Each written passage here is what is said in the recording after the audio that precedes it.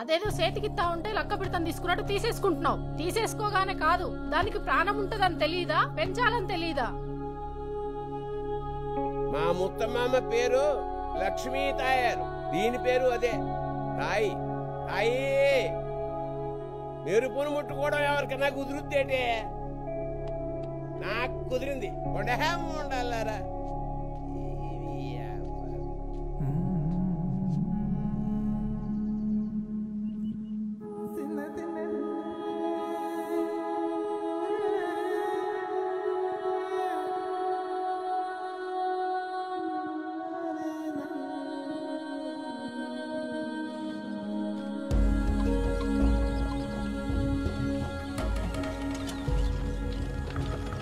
అమ్మ ఓడి తసగోయ